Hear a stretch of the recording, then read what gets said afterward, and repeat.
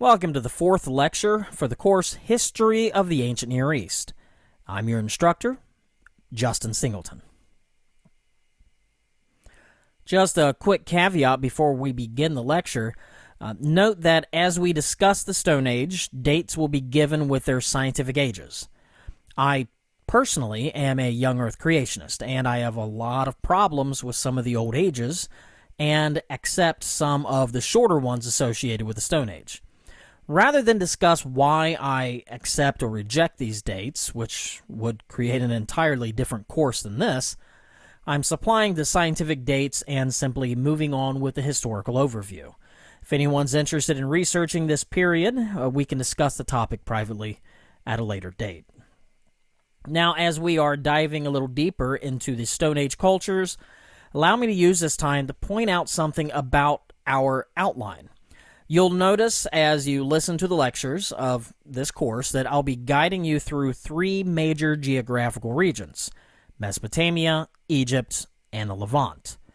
There's only one lecture specifically on the topic of the Stone Age, this one, and therefore you should notice that these three major regions are apparent. In later lectures, this may not be as obvious due to the nature of the lectures being separated into weeks and days. But the same concept is true throughout the course. These three regions are discussed according to the three-age system. Now that that has been said, let's get on into the lecture. The concept of social time, sometimes called moyenne durée, translated as medium duration, and also conjunctures, is the concept of repeated social regularities or recurrent phenomena. The length of time is not truly important. What is important are the social aspects that create it. These aspects may include such broad categories as sustenance, homemaking, tool use, and pretty much anything else that mankind has repeatedly or recurrently utilized as a social entity. While one man creating the perfect tool for a specific use and then using that tool throughout his entire life is interesting, if no one else ever utilizes that invention and it eventually falls by the wayside, it's not an aspect of social time. Now, social time correlates involving the later Stone Age, the starting point for the study, are many. As noted before, during the Neolithic, there was a distinct move toward agriculture, pottery, and textiles. These are all aspects of social time, because they extend in their use through multiple generations, eventually giving way to either new or other forms. Additionally, those forms that came before, including hunting and gathering, cooking bear over the fire with the use of stones, or the use of skins as clothing, are also social time concepts. But those are out of the purview of this study. Before the Neolithic Revolution, housing for most of mankind meant either caves, seasonal camps, or at times simple rock shelters, outcroppings, pit huts, and the like. All of these, including the temporary camps, are evidence of a sort of sedentism, the permanent presence of humanity within a given space. Caves were often continuously used for generations, and temporary camps were often permanent sites used seasonally, including at times a base camp of round huts with stone foundations. Typically speaking, groups stayed in the relative safety of the familiar. At the beginning of the Neolithic Revolution, after glacial climatic conditions had faded and left behind an arid steppe-like region, humanity found need to adapt, turning from the wild flora that had yearly seen reduced yields to intentionally cultivating wild cereals and legumes. As fertile fields are not typically located near caves, and as crops need to be protected from wild animals such as deer, goats, whatever, the logical course of action is to make temporary camps permanent. The instinctive concern with survival and providing for the next generation ultimately led to the establishment of village life. Throughout many other areas of the world, the move to agriculture and village life occurs almost contemporaneously, particularly as the move is due to cultural contact of migrating people seeking better lands who had already begun Neolithic traditions. In the ancient Near East, the move appears to have been autochthonous to the region, and therefore took a little longer. Of note, attestation for the trial and error of innovation is evident, with differing communities advancing technologically and economically at different rates. The earliest groups to do so living on the periphery of the Fertile Crescent, where innovation really became necessary. Ultimately, the entire region would enter Neolithic standards.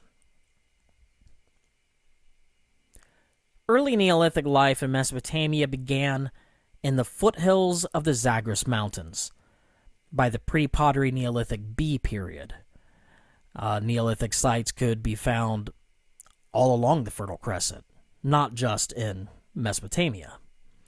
By the Neolithic-Chalcolithic transition, several key cultural fasces had developed, namely the Halaf and Hasuna traditions in northern Mesopotamia, the Samara tradition in central Mesopotamia, and finally the Ubaid tradition in southern Mesopotamia.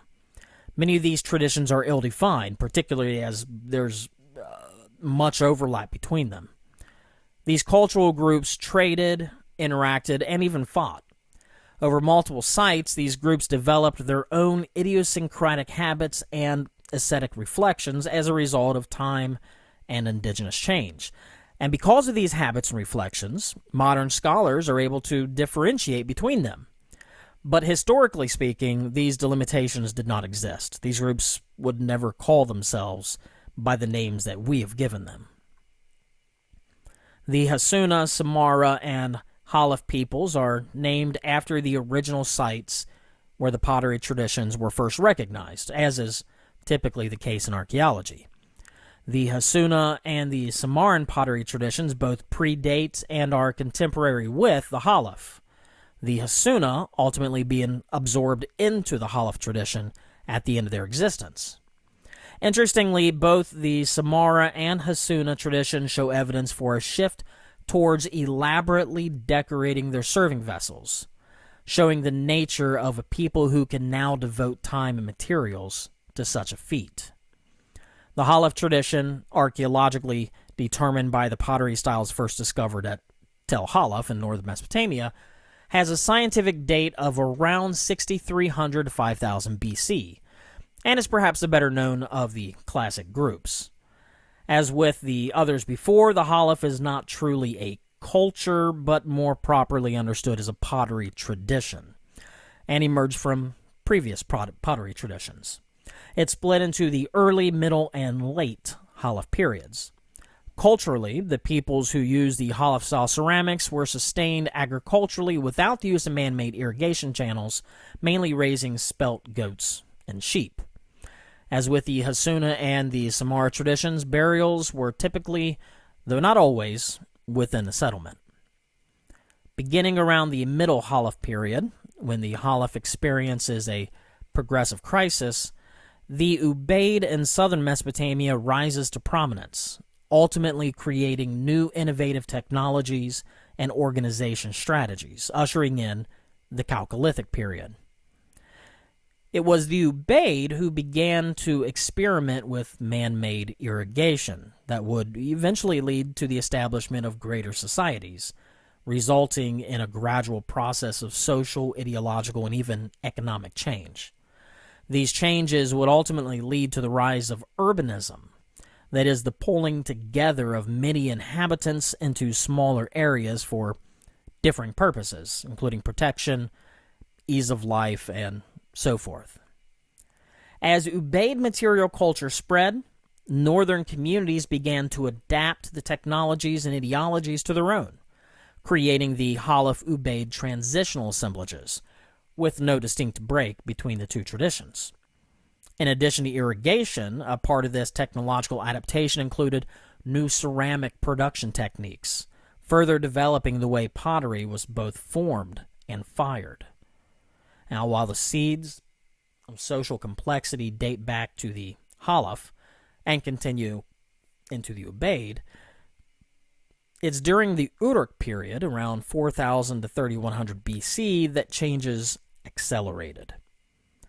Continuing irrigation technology, the city of Uruk and the region around it became more agriculturally productive than other regions, resulting by the late Uruk period in a rapid increase of settlements being established in the area, and, due to the administrative and economic advances, creating the first state-level society, which included the organization of temple-based religions. Moving now away from Mesopotamia, we begin our discussion of Stone Age Egypt. Archaeologically, in Egypt, there appears to have been something of a dark age between the scientific dates of 9000 and 6000 BC, the latter date being the dawn of the Neolithic in Egypt. As in Mesopotamia, the early Neolithic introduces this permanent sedentism, agriculture, and animal husbandry. And it's the late Neolithic in which is seen the growth of villages. Although a bit confusing, the term pre-dynastic is used of the differing cultures in Neolithic and Chalcolithic Egypt, based on two key villages, including the Badarian in early pre-dynastic and the Naqada in middle and late pre-dynastic periods. The Badarian periods date to around 4400 to 3900 BC. As a culture, the Badari predate the Naqada, but likely existed contemporaneously with them. What's left of Badarian settlements appear to have been just temporary or seasonal encampments made of lightweight materials. The permanent settlements were likely closer to the floodplain and washed away by the Nile River long ago.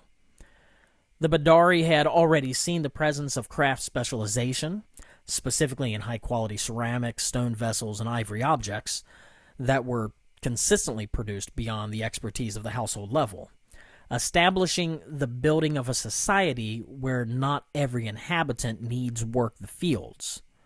Interestingly, this group appears to have only entered into the Nile Valley for permanent living at a later stage, likely eventually giving way to the Naqada culture. By the Uruk period in Mesopotamia, in which the rise of urbanism is associated, urbanism also was on the rise in Egypt. Although some have questioned whether or not Uruk culture actually influenced Egyptian, it's now believed that the two societies grew separately on their own, Egypt being influenced from cultures deeper into Africa. In Egypt, this represents the Naqada culture, which lasted well into the dynastic periods. The Naqada is split into several divisions and subdivisions corresponding to the late Neolithic to the proto-dynastic periods.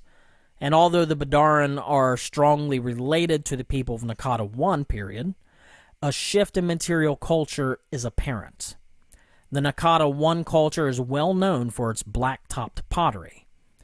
Interestingly, the dual theme of war and hunt is incorporated onto ceramics and a characteristic of this period. The transition between Naqada I and Naqada II is a bit problematic, as the black-topped pottery for the first still existed well into the latter. But the Naqada II culture is noted for introducing marl ceramics, which were usually painted with ochre-brown paint on a beige background and included representations of boats. This period is also known for its use of copper, silver, and even gold.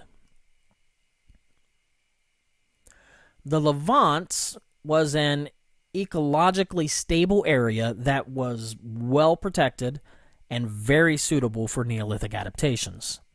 Both the Great Rift Valley, where the Jordan River is found, and the coastal plains along the eastern shore of the Mediterranean were places well suited for agricultural life, whether for the growing of crops in the Mediterranean zones or the herding of domesticated animals in the steppes. Early on in the northern Levant is seen similar pottery traditions to that of Mesopotamia, namely the Halaf and Ubaid traditions. And this is partially true for the southern Levant as well, but several new cultures developed their own systems, including the Wadi Rabah, whose pottery assemblages is differentiated by its black and red burnished ceramics and its carinated bowls. The question as to whether the Wadi Rabah tradition developed on its own or from a separate culture in the northern Levant is not yet understood, but by the end of the Wadi Rabah, around 5000 BC, the Katafian, Jericho 8, and Safian cultures are seen. By the Chalcolithic period, new traditions had been formed, likely founded on the Neolithic predecessors. These, the Gasulian and Beersheba cultures, subsisted on both agriculture and animal husbandry. But of interest is the new domestication of fruit trees, including olive, pomegranate, date, and fig. The Gasulian dates of 4500 to 3900 BC are well established, and it is found in the semi-arid areas of northern Negev, Dead Sea Basin, parts of the coastal plains, the Shephelah, and the Jordan Valley. The Gasulian settlements contain characteristic rectilinear and even some subterranean architecture.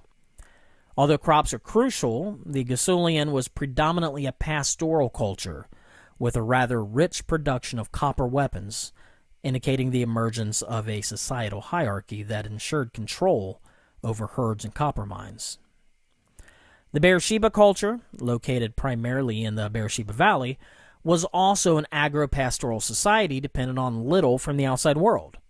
These two cultures are sometimes referred to as Gasulian Beersheba, though the Beersheba settlements are at a late phase of the Gasulian period, Gasulian being used quite extensively to cover many areas.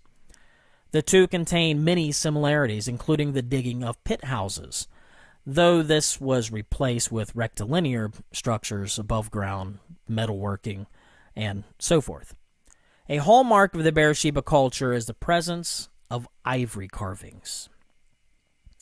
By the late Chalcolithic Early Bronze I transitional period, much had changed in the Levant. The rather well-organized late Chalcolithic society had come to an end at many of the sites, and substantial changes occurred in settlement patterns. The reasoning for such changes is not completely clear, but the possibilities range from natural disasters to a wave of immigrants, bringing with them new cultures and new ways of doing things. Now, it's the opinion of this scholar that the latter played a key role in the change from the Stone Age to the Bronze Age cultures in the Levant.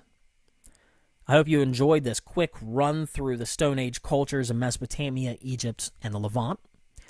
Now, the purpose of this discussion is to answer the question, where did they come from? Building upon an understanding of where one came from allows the student of history to better comprehend why that one ended up in whatever situation they found themselves. As always, feel free to reach out to me with any comments or questions.